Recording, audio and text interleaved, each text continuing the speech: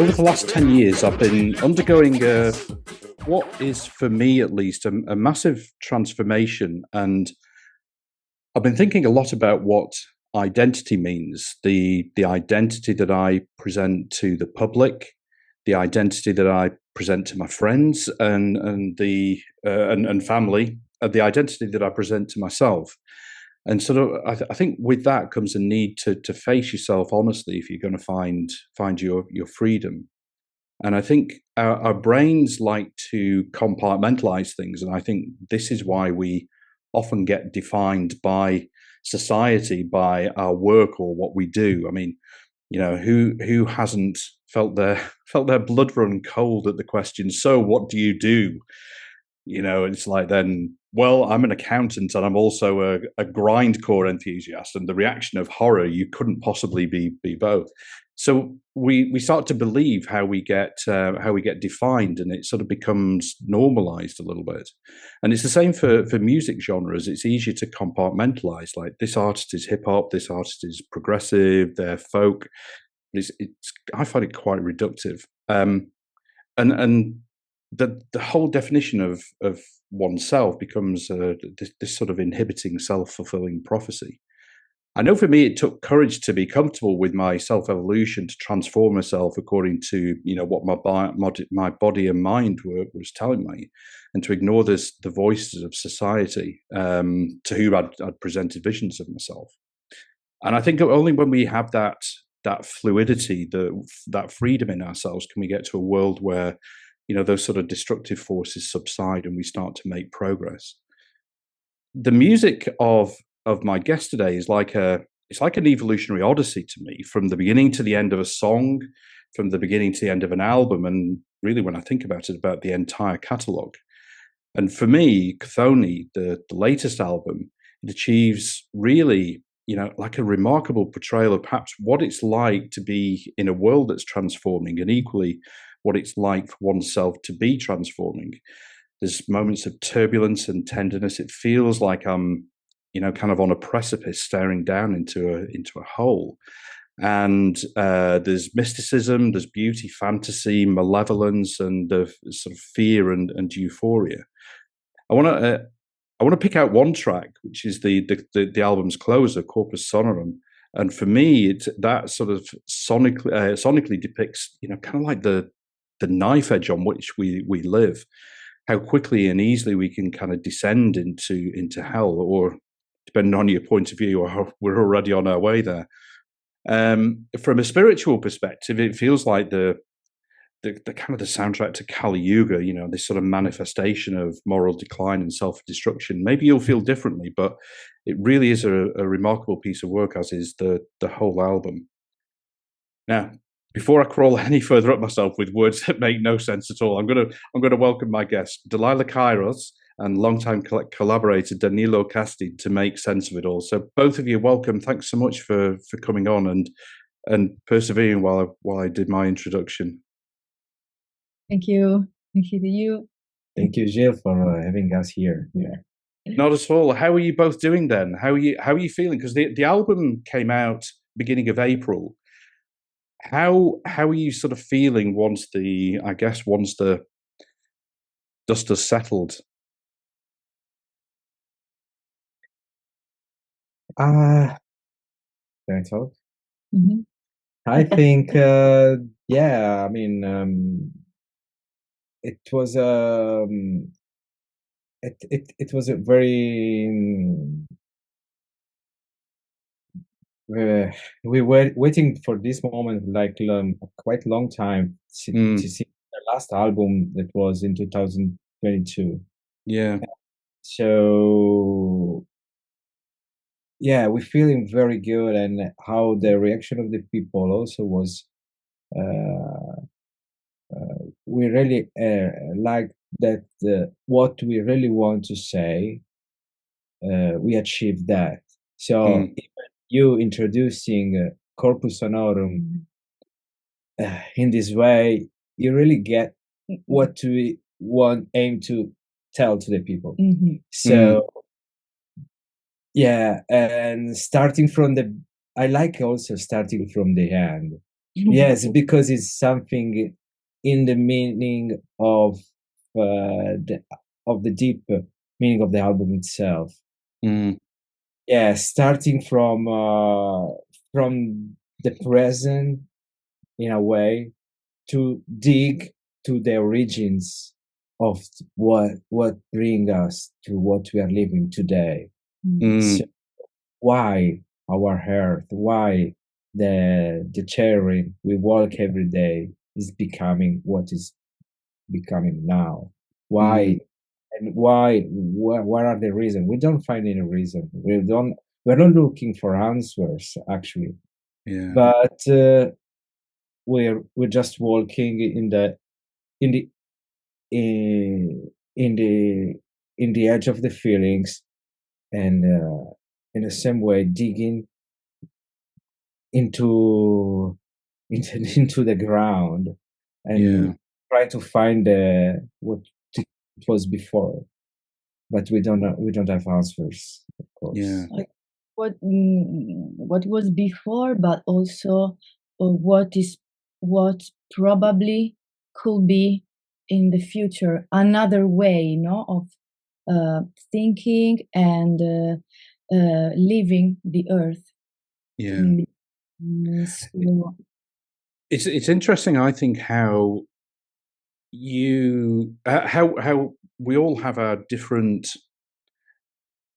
like interpretations of the music, of what it means to us.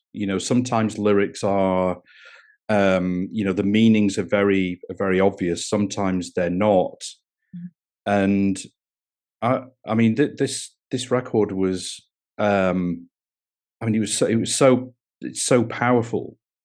The sort of the music, the vocals, the lyrics, they're so powerful. Even though they are sung in Sardinian, which I really struggle with a little bit. That's my shame. But sometimes I think you sometimes don't need to understand the lyrics necessarily. You can feel the meaning almost behind them. Yes, exactly. The lyrics of Tonie are mixed, are a mix between Sardinian, Italian, and just phonemes. Okay, it's something that maybe an Italian people maybe could not understand perfectly the lyrics, or also a Sardinian people. So it is a melting pot. It's a melting pot. Because is there are no way to explain sometimes feelings. You have to use all your body and all the sound. So it was important to mix that kind of languages, because it was when you are dreaming, the symbols are not understandable 100%. So it's a language from the unconscious, kind of like that. No, it was it was just a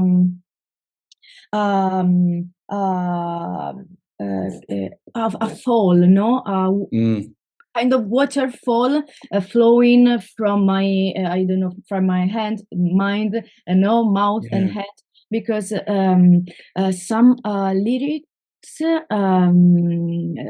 born during live set. So it's just a fluxus. Okay, and we decided to those lyrics that born during live to stay like that, because it was the feeling of the moment. It was important, no? And also because Tonia is talk about the present moment, and also starting from the present to be kind of another way, like I said before, another way to think the future. So you have to listen to your present moment to know what is happening now to think Yeah. about the future. So it's yes. I love that. I think that's a really great way to, you know, represent your art, is capturing that moment, you know, as it came to you, and capture that and almost sort of document that. I did a few years ago, maybe it was during COVID time, so 2020.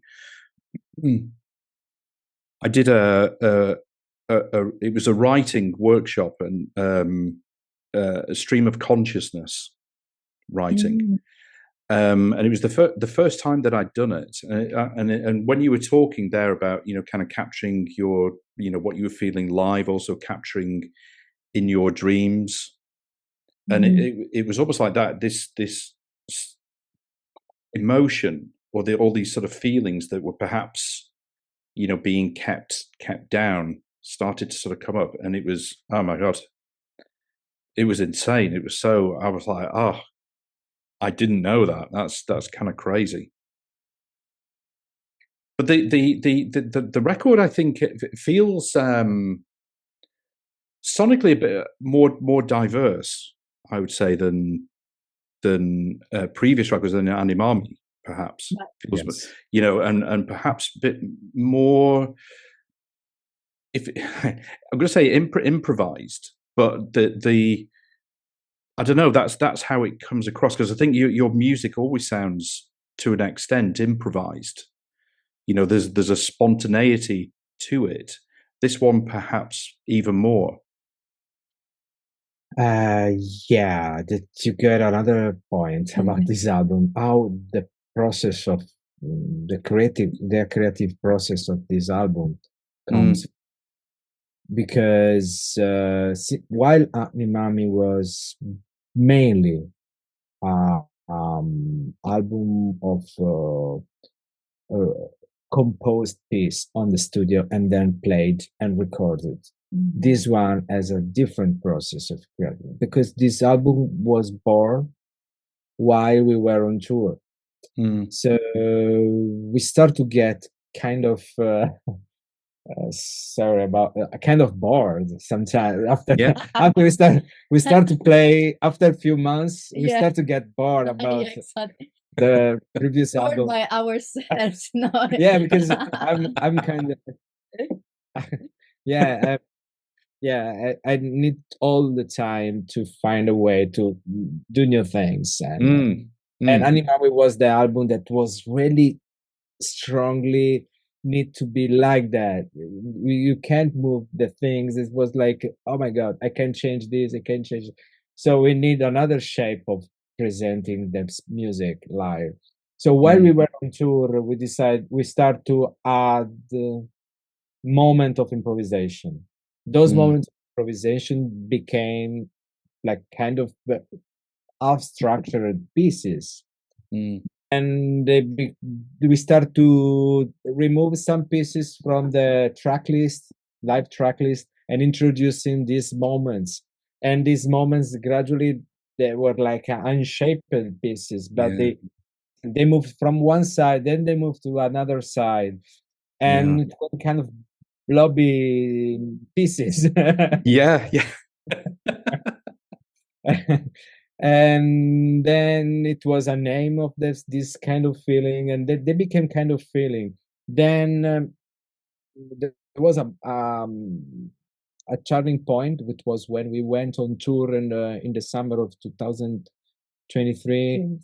We went on tour in California and Mexico. It was like 12 gigs in 20 days. And I could not bring the full setup, so I just bring my drum machine, one little synthesizer, and a distortion effect. So I had just I need to reinvent all myself, all the live. So we said, okay, let's go and let's explore all our ideas we got. So let's jump into the hole, no? Into the black hole. Into the void. Into the void. Into the void, yeah. to the void. Yeah, it was really fun. At the beginning was so scary. Okay, we improvised every time. Basically every day. Basically, yeah, every time. There was not kind of. It was not previously thinking, not planned. Okay, planning. Yeah, not previously planned. So was we okay. I mean, so we realized we realized, okay, this is the only option we can we can go playing there. So we just have this small setup, also because we couldn't bring all our setup. We could not with all our luggages. So it was like we have to pack all. We cannot bring full setup, so we just be small and easy setup and everything. In a way, we are coming back from where we are coming from. So because we started collaborating together, doing just kind of free improv stuff or coming from electroacoustic experimental music, noise kind of. But for a long time, both of us coming from that field.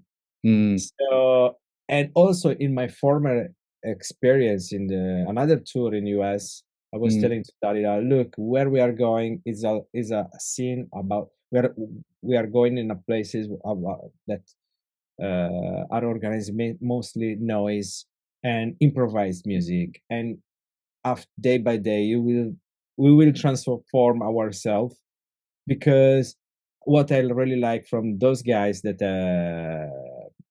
the people that organize the events in California, and the musician over there, and they are not respecting any structured rule like about music. They could just cross and mix whatever they get and find interesting.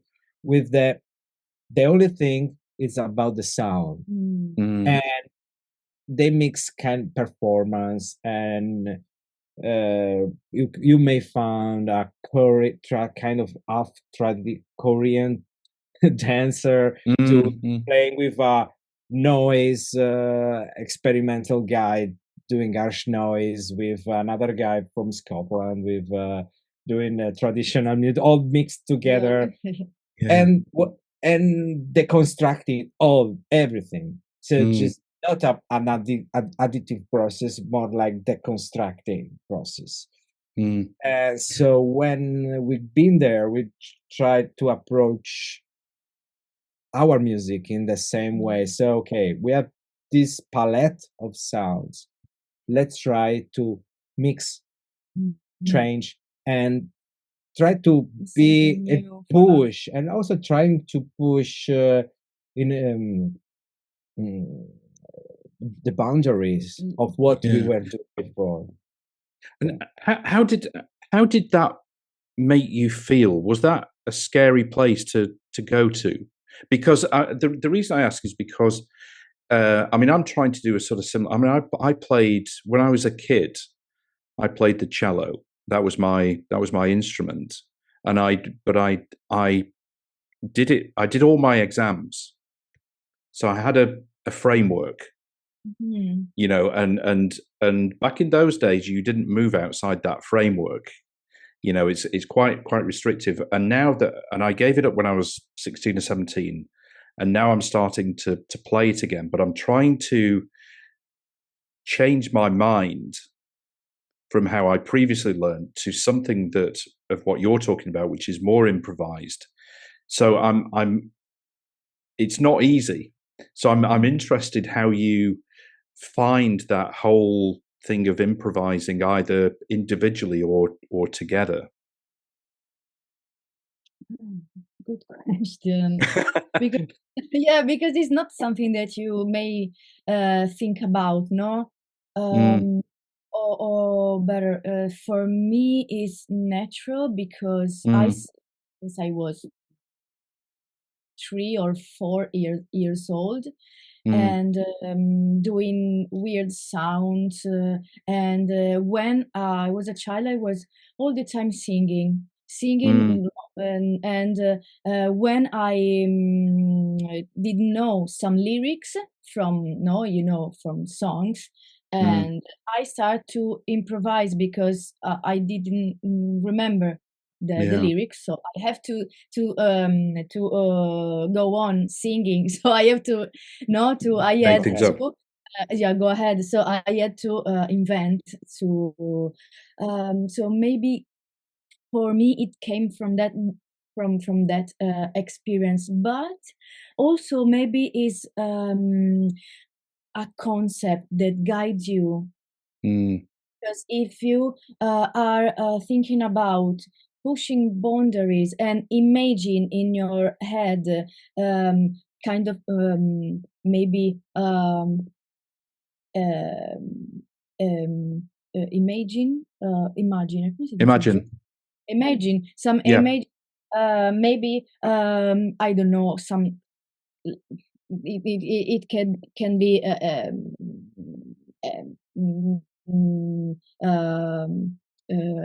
a landscape maybe where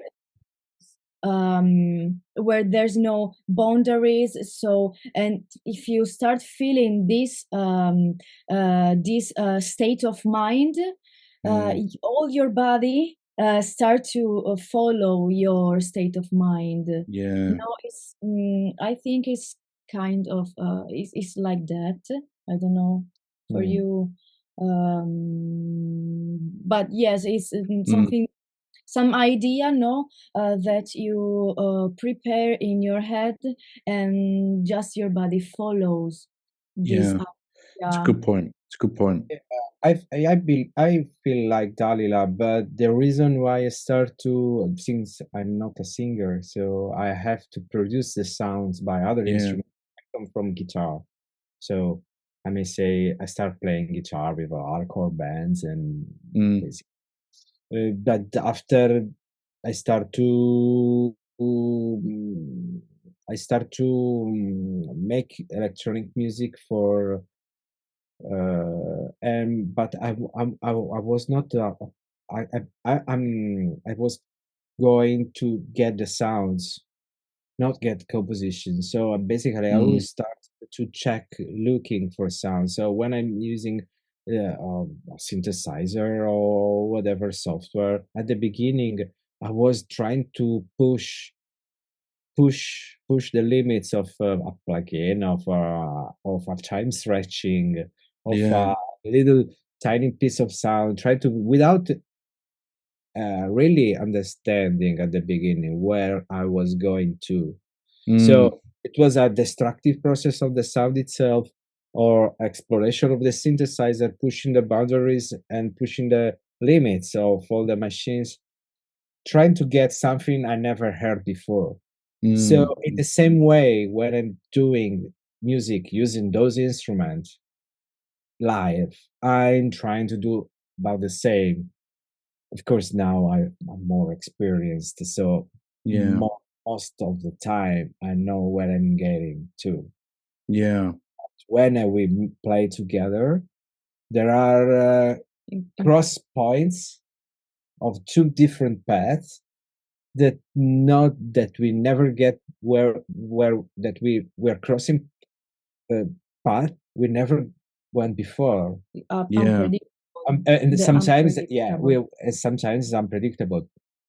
It doesn't mean that Ctonia, the album we just released last month, is coming from the chaos of the total unpredictable things.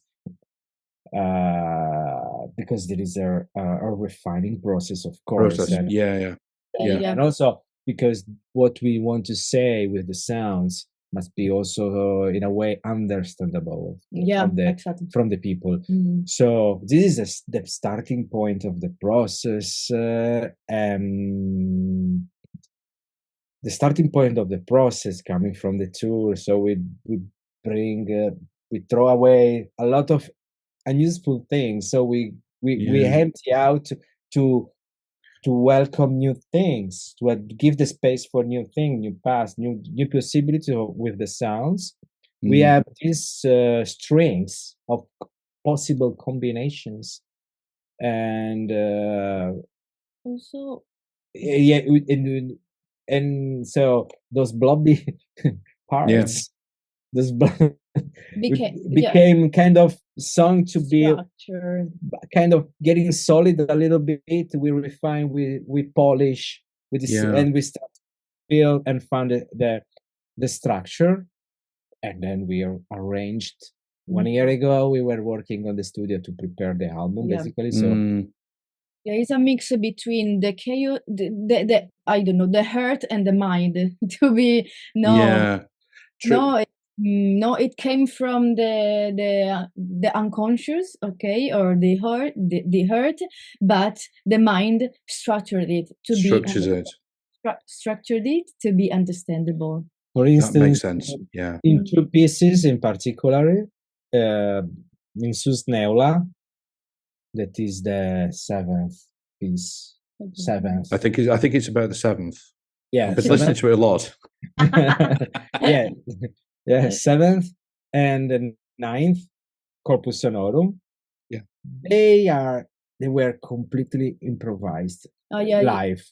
Wow. I mean, especially the second part of Susneula, it just as it was for. I had for example, the second part there is that part that starts the drum, and there is the synth that expand, and it was where she was exploring with the vocals, and I start to find this droning sound, distorted. And I was while we were improvising, I was looking in my drum machine thinking, oh, there should be some kind of drum that could fit exactly in this moment. So I put aside and I started, and for example, that was like a real natural part, as it was started from the beginning. As well, the Locrian progression of the Corpus Sonorum that turn into a major scale in the end. Scaled, yeah. It's very powerful. And that was as well. I mean, kind of. Oh, I have idea to do that. Okay, I put the synthesizer, the scale. I mean, and I was trying to improvise, and she was following. It was like, oh, that's so cool. And it was oh, we got a piece. And it was the idea around the Corpus Sonorum was to extend at maximum the limit of my voice for the vocal part, to extend the limit at higher, and also with also growling, but most to the higher textures, registro, registers, higher registers, and because it was basically a kind of soundtrack of the apocalypse times. So yes, going far is trying to find something. I don't like to often make comparisons, like compare you to, but I have to do in this case, which and the one musician artist that came to my mind was Jarbo. Oh, Jarbo, who's in Swans. When you talk about that, pushing yourself, to those limits, both in kind of vocal range and the whole, I guess, getting into a character is, I mean, that's something I admire Jarbo for hugely. I think she's incredible, and I think there's those sort of similarities. I mean, and I think that sort of power that you have for conveying what is almost like what is going on inside your body, your mind, is incredible. It really is, and I just get so much out of that. When I sort of hear that music. Thank you. Sorry, I didn't mean to embarrass you or anything, but no.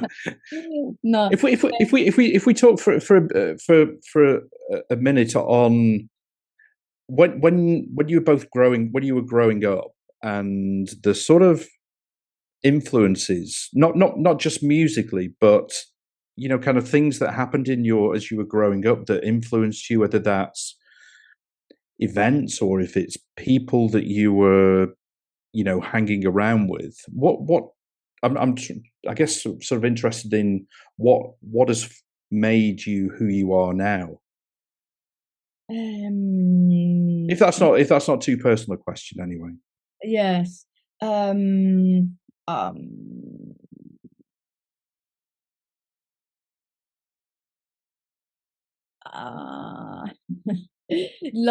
Lot of things, really. But when I was, I said before, no, when I was a child, I was all the time doing things with my voice, with things, also sound, but also listening to the soundscape, no, the sound around, and trying to imitate the sounds, animals or just sounds from the surroundings. Yeah. And also songs, of course, because I also sang songs. Yeah. But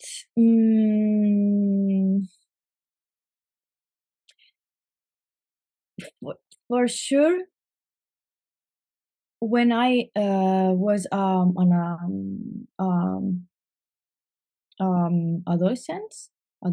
yes. Yeah. I listening to metal, a lot of metal, and I try to sing, to learn all the guitar solos. Okay, so yes, this was a very, very, very helpful thing for me. Yeah. Learning guitar solos and also imitating dogs' sounds. Right. Yes, this is funny, I know, because all the time I say this, it is. Yes, I thought you was studying music. No, yes, just imitating dogs or guitar solos, because it's not something that is doing for specifically for vocals. No, is a way to pushing boundaries of the vocals, because of the human voice, no, because also guitar solos is not for a human voice, but you can do it, and it's difficult, but you can do it if you study a lot. And also dog sounds, they are the high pitches. I learned to be in a high pitch possible, thanks to my Cecilia dog. Wow, that's amazing. Yes, because she was. That's amazing. No, and I imitated. Yeah. No, of course. to communicate with her, and I start to learn high pitches, but the very like that, no? Yeah. And it's wow. Yeah, it's not because you can also learn from the opera singing. So I listen also to opera singing. Yes, but it's for vocals. You can't learn to pushing boundaries for vocals, doing something for vocals. You can learn the beautiful vocals doing something done for vocals, but a specific context. Specific boundaries.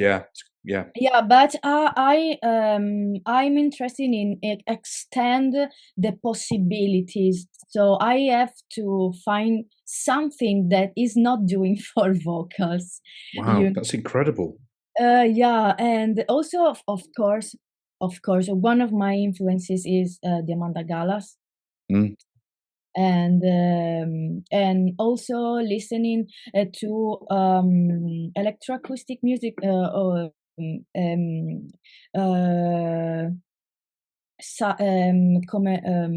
The Rerum Nature, The Nature Sonorum. Katie Barbarian. No, also Katie Barbarian, but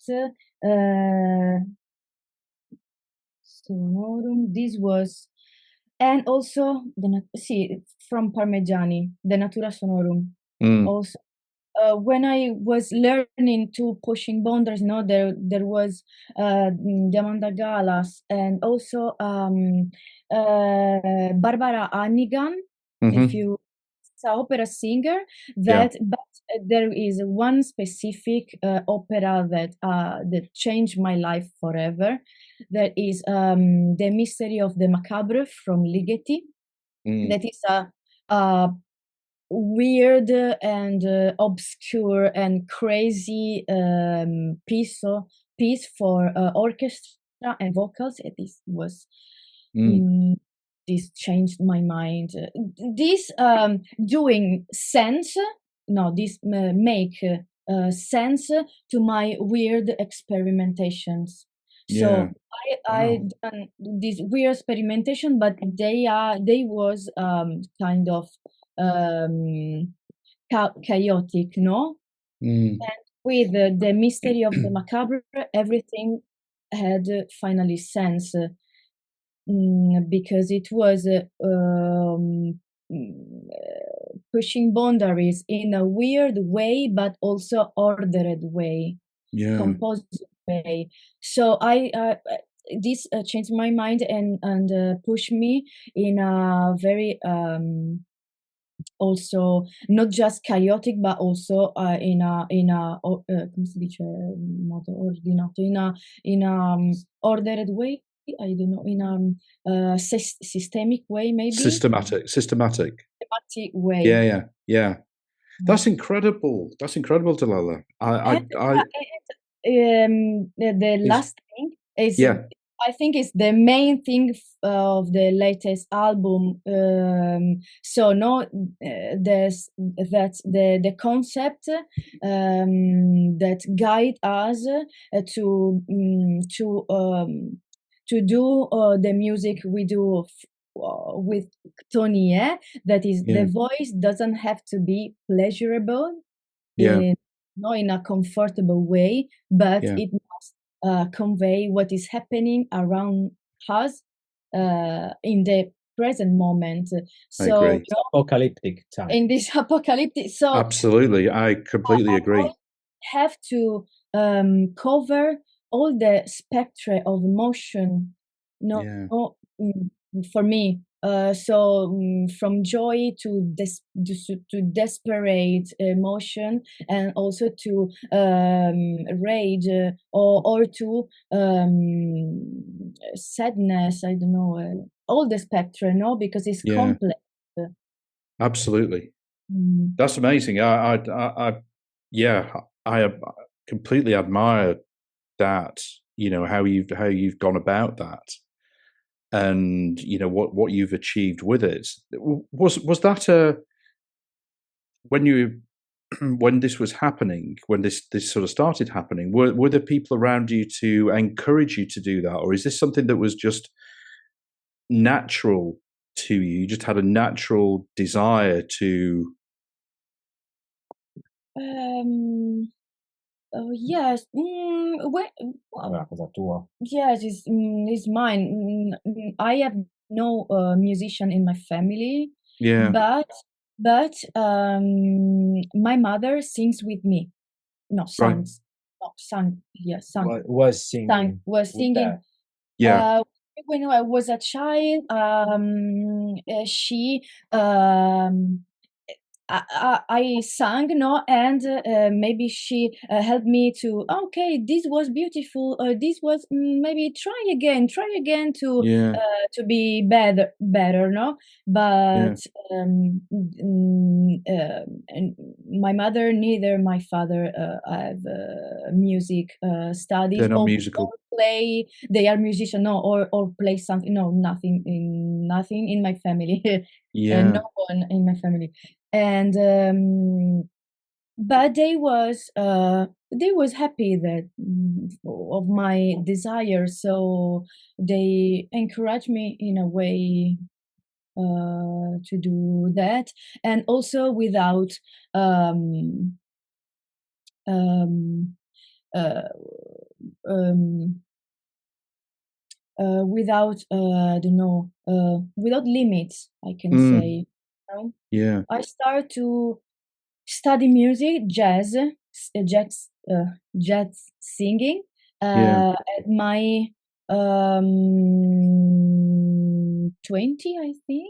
Yes, Okay. but I started to play drums when I was 14. So yes, it was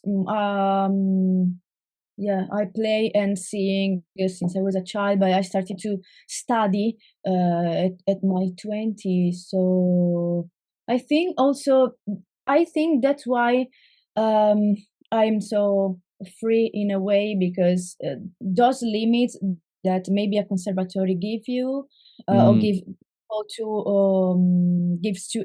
gives to students um, sometimes is a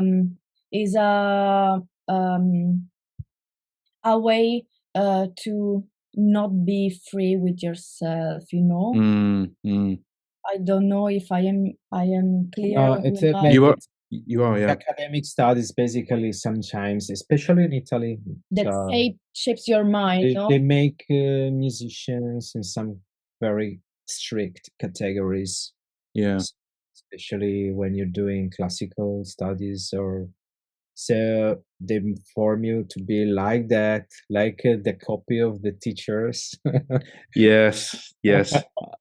I know that approach. Yeah. If you are like a little bit outside of that, no, so bring you back in. not all of them. Yeah, Not all of them are like that. Likely, yeah, of course, it happens. but in Italy, yeah. Academy of Music is called conservatory. Yeah. It's to keep traditions, not to expand. So it's very hard. Also, for example, I studied there electronic music. Yeah. Electroacoustic, basically, and our course was like struggling all the time to have a space in the conservatory of music, because all the resources, space, main things were going to of course Italian, like the traditional preparation. yeah. Yeah, that's it. So how did you did you with that, I guess, conservative environment, did you feel like outsiders? You know, like you're kind of working outside of the. Well, actually, I may or say. Do you not care?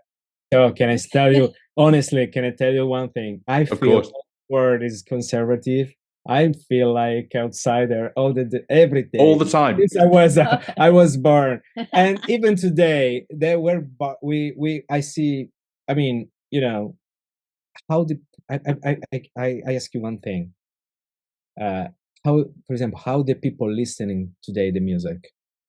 How mainly the people is listening the music in Europe, in UK, in US, whatever, mainly all around the world, is by like mobile phones, Spotify, I mean CDs, LPs. Okay, we keep buying them, but it's more like to, you know, when you really care about a record, you wanna on LP in my side, but basically I keep listening. It's the phone, streaming. I keep listening by digital things, you know. And so now all the things are like Spotify, for example. Yeah. Keep you is categorizing your feelings. Agreed. Is that not extremely conservative to me? It's not. It's the most conservative things. Absolutely. You are not. When you you listen to music about mood, it constrains us. Yeah. To describe the mood of our music. It's a extremely complex spectrum of emotions. Absolutely. And how can, I don't feel feel very outside of that. I mean, I can't be in that. I mean, I can't. I mean, I try to be too, because many people listening our music over there by that service, digital service. But in the same way, a private company is categorizing the emotion of the music, and you are not, if you are not fixing is exactly there, they try to put inside a small category. Absolutely. And we figure out like ambient. I mean, I mean, yeah. So what I have to choose. I am what I am. So this is extremely dangerous for me. Absolutely, I completely agree. Yeah, it's such a big I think it's such a big problem. Everything that you said, it restricts us. It restricts and it. I think the other thing, you know, about how this technology has worked is it changes our brains, changes our minds. You know, I mean, you see it already with how long with attention spans. So we can't pay attention for more than 10 seconds anymore. We get used, because of Spotify, because of all the others, you get used to listening to singles, just sort of single releases. We don't listen to people don't listen as much to entire albums. Now, for you, I think it's really important to listen to the whole album, all the way through, to understand, to get the most out of it. For me, maybe it's because I'm older. I don't know, but I think you're completely right. It's so restrictive. Yeah, it's I mean, it's a dramaturgy. When you make, when we were discussing about how to position each track, it was like considering all the dramaturgy of what we need to tell. So from the intro of Nia Onea to the last sentences of Corpus Sonorum, there is that in some point had to be cutted and start again from another point of view or from another perspective, the sounds we want to tell. So it's very important to keep that. Probably the world is going to another direction, and of the society mostly, not the world, the society is going to another direction. Yeah. I think as well with the you've just explained it. You know, the when you put the track listing together in an order, there's a thought process for how you want that to appear. That to me is part of the creation of the record. You know, just to pick one out and listen to that and then move on to, you know, another artist. I don't know. It's kind of crazy, and it doesn't. I don't think it does the artist justice when people have that approach. It's very difficult to fight against that. Yeah, I mean, it's particularly probably in our case, I think it's more even complex, because if you listen now the first song and if you compare it to like Leviathan, exactly, or Neula, it's totally very different pieces. And to move from a song to another one, to understand the full album, you need to follow this path. Absolutely. you can, of course, you can mix it. Yeah, it and could be find also another interesting. pet. Yeah, it could be It could be also interesting, to but find another pet, of course. Yes. yeah, but But if you listen just one song, like if you listen just one song, you don't have an idea of the album. Absolutely, yeah. You can't. Yeah, that's what I was thinking. This is maybe this is an outsider way of thinking today in nowadays, because nowadays you have to do one song that is one album, because one song have to be kind of the same in all the songs have to be similar. Keeping Each the other same instruments, like sometimes each others to be a music genre, also to be categorized, and also to listen to the first 30 seconds of one song and decide to maybe buy the album or to save on Spotify and to follow this artist, because from these 30 seconds you have to know all the thing, but it's not the reality. It's an impossible realization of simplified reality that is comfortable, you know. So I'm secure in my world, in my unpredictable society, but it's not the reality of the thing. So you've made an interesting point there, and I completely agree with what you said. You mentioned about people being comfortable. Yeah, and I agree. We like, in so many ways, we like to stay in, be comfortable in our comfort zones. To me, you guys, with the music you with each record you're creating, you're pushing yourself. So how do you keep pushing yourself out of your own comfort zones? We are in a comfort zone. I don't know. Are we in a comfort zone? You're in a comfort zone of being out of not being comfortable. Maybe, yeah. Yeah, we can start saying that we decide, because we decide to come back in Sardinia for living. Yeah. Okay. Sardinia is a very good place because it's a quiet place, is a very beautiful place. Yeah. People the landscape is beautiful. It's beautiful, but is difficult to reach other places from there. We are 200 kilometers from here. We are 200 kilometers from Bizerta in Tunisia and 400 kilometers from Rome.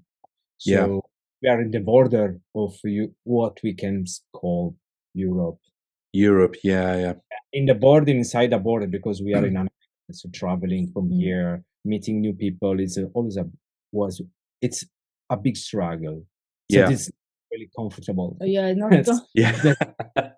It's extremely uncomfortable. So but there are situations in the world that are there are worst. Talking about music and artists, I'm of course, I just want to clarify that. Be respected. Yeah, exactly. Understand. We always have to remember that we have to that we are in a complex world where intersectionality is the main concept that we have to keep in mind, so that we have some discomfort. Discomfort. It's discomfort for us, but maybe is something. It's relative. It's relative. Yeah, of course. So, but yes, talking about Italy, maybe the South Italy and also the situation of the island is maybe one of the maybe one of the worst. No, it's an outside world. Everything in Italy, for example, happens mainly in the north, Rome, and from Bologna to Milan, Turin. That's it.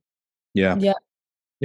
So being from Sardinia, living in Sardinia, because there are also Sardinian artists that are not living in Sardinia and they used to move, and like me. I mean, when I was 23 years old, I moved to London.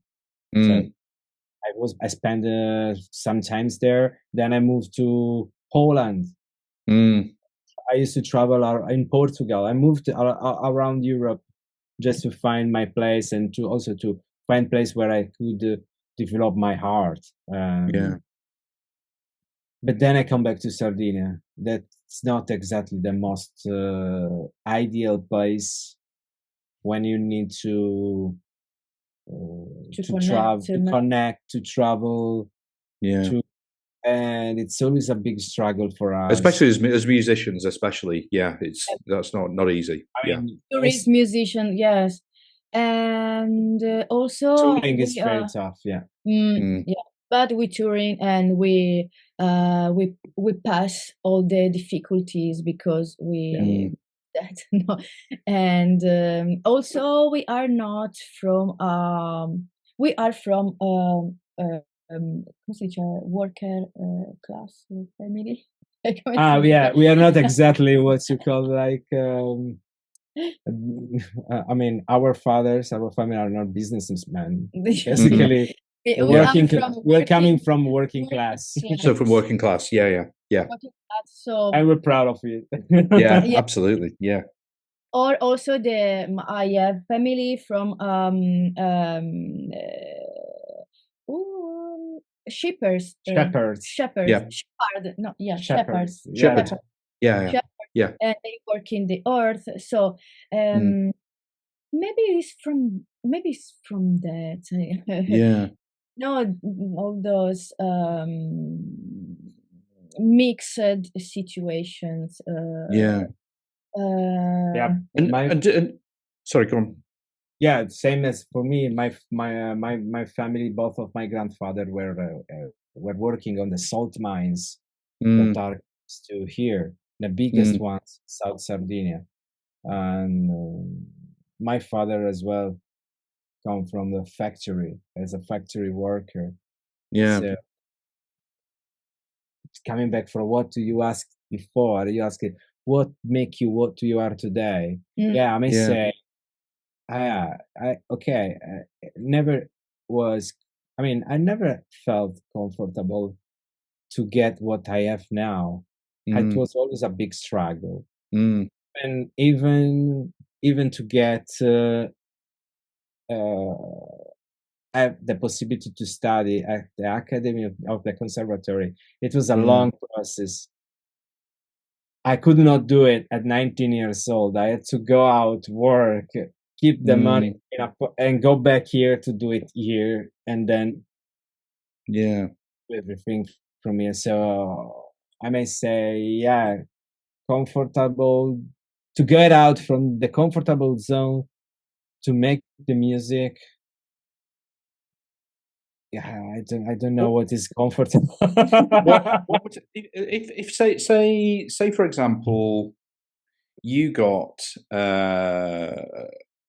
you got the opportunity to go and tour with like a huge artist, that you respected, and you want to you're asked to go on tour with them, play in front of thousands of people. Is that the sort of thing that would be where you would feel nervous about doing that, or is that something that you like? Wow, this is what I want to do.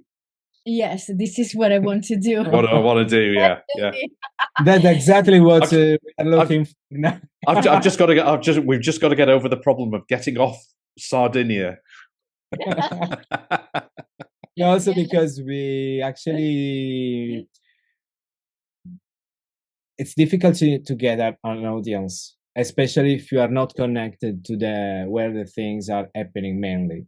So even to when we play, to build an audience, it's a long process. For instance, we build up audiences in some cities like Rome, Turin,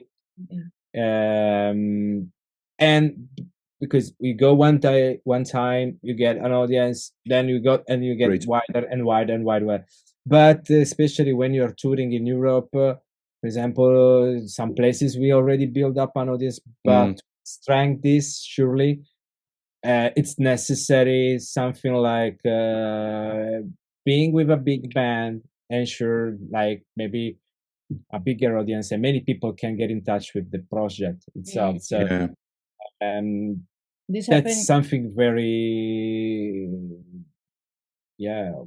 I mean when happened, we was so happy, and also people that attend the concert, and also I was also in a metal band for since 2014 until 2023. So I decided to I decided to concentrate mostly on my project, but we will do the maybe I don't know, but maybe my last concert with Sick, the band is Sick, and we'll play in the Hellfest.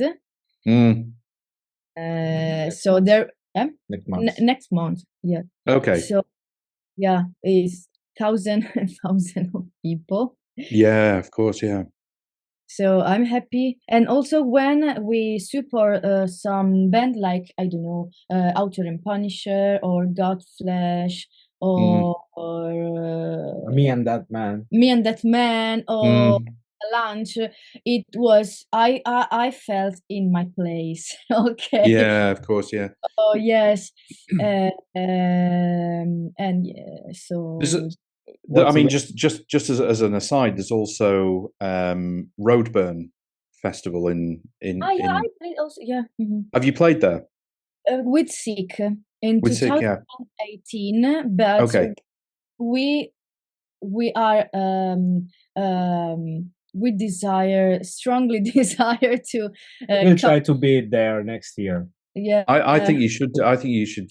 I will go there and knock the door. I think you should do. Yeah. I definitely think you should. You'd be perfect for it. I'm going to Utrecht in 3 weeks. I'm gonna to knock the door. Gonna knock on the door, definitely. Mr. Roadburn. No, yes, it's very, very nice. Here's Road. When we play with Sick with my metal band, it was amazing. It was really, really, and all the scene here is amazing. Exactly. Very quality. Yeah. Everything is beautiful. The music is perfect.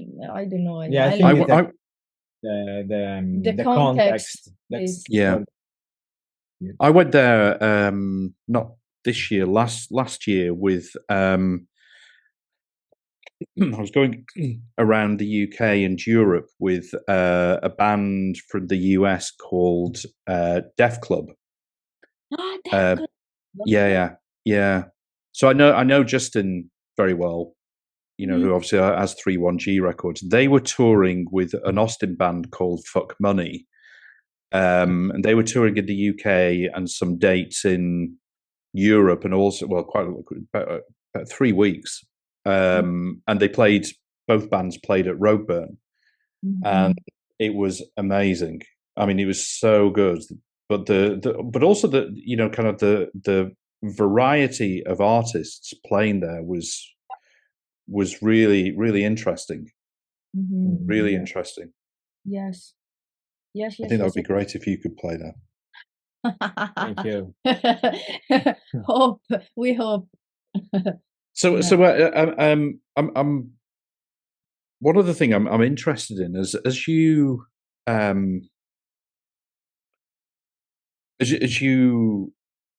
create your music, and as as the years, some years go by, how do you feel about taking risks with your music? All in. All in. 100%. Like every time. Every time. Yeah, I think there is no compromise. Yeah. It doesn't make sense. Yeah. I mean, and music it's for that. I mean, I think it's all about that. It's all about risk. It means not only economical risks that, of course, Yeah, we decide of course. to put all our energy in that, because just also to keep surviving, and it's tough as hell. But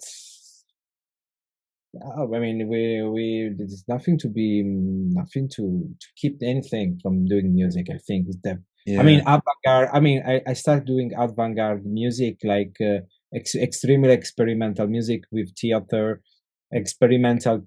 I was doing mainly experimental music for performing arts performances at the very beginning when I started doing electronic music.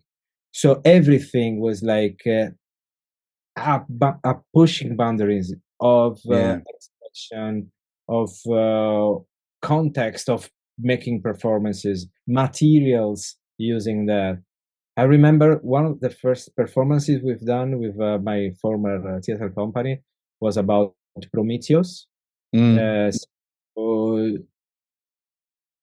we bring a performance, we build a performance using flames.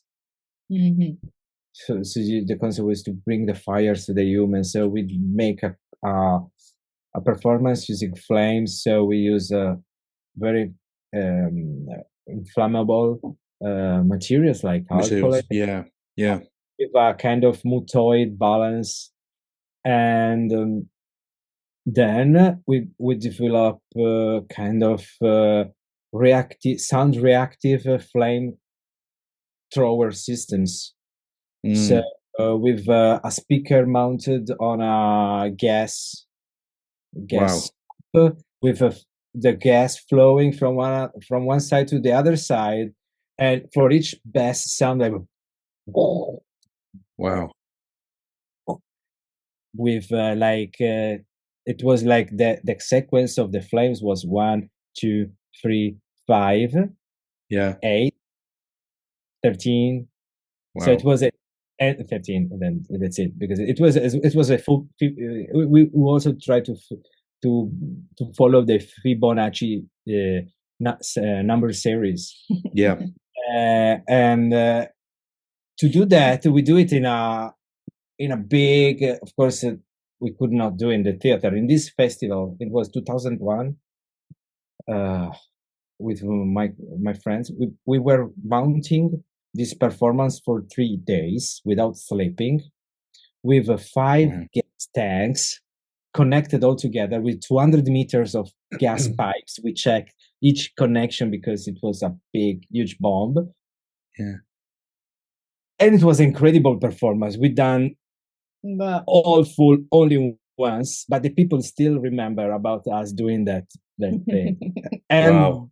He said, when after they saw, okay, but you cannot do again. We didn't know that you were doing that. Otherwise, probably we could not take the risk. So it's always like that. All in, push the boundaries, risk as much as you can, because it's too much important to say what I want to say. And I would like to die to that. All the people would do that. Yeah. Like it's pushing the vision of the world, pushing the limits, and so and to give the possibility to give a full representation of the world without any plastic frame that covers reality nowadays. Yeah. Also, one risk is try to to express your most honest self. Yeah. No, in this for this album, also because like we said before, there are songs that born during the stage, but also songs that born also in studio or in a composition context. Yeah. Yeah. Or Scores, like no, yeah, when something like scripted. like Sacramonade or Terra Nera, they came from my dreams. Also, Yeah. Mitza came from my dreams that I dream about,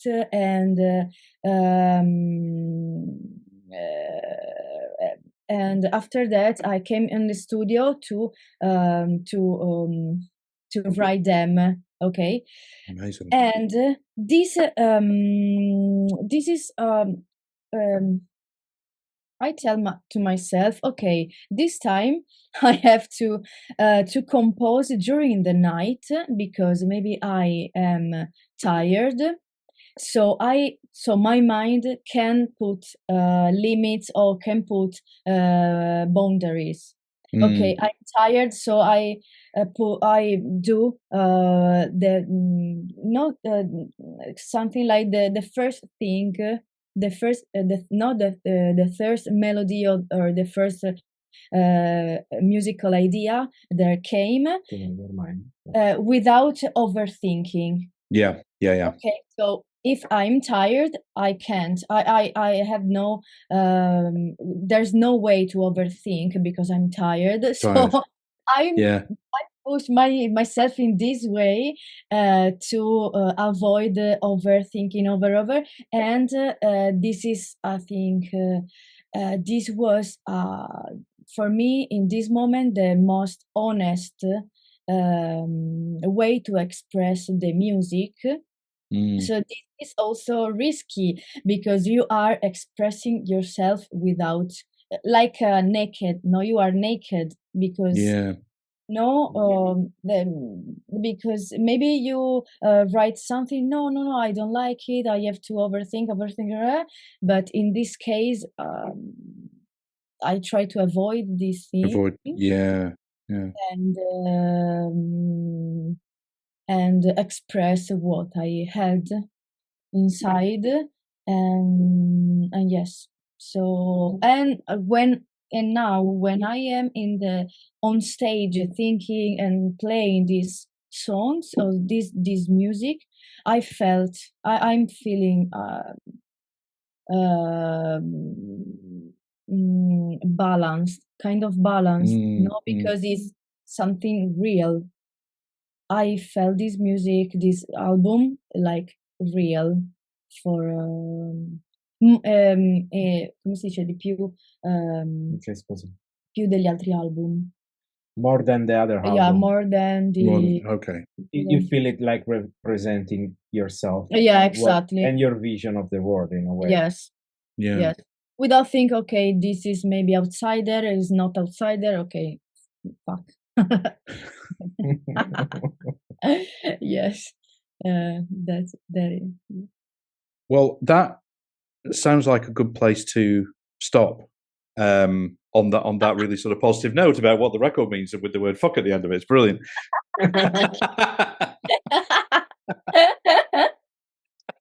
Yeah, perfect. That's what I'll use in the clip at the end of it. Just this is it. Just one word.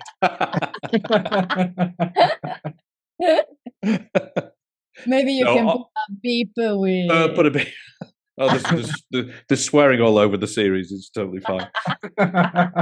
Oh, listen, thank you so much. It's been an education and fascinating talking to you. It really has. It's been honestly, it's been inspiring listening to you, how you create, just your outlook on music and in life. It's been really inspiring. So thank you so much for taking the time. It's been really great.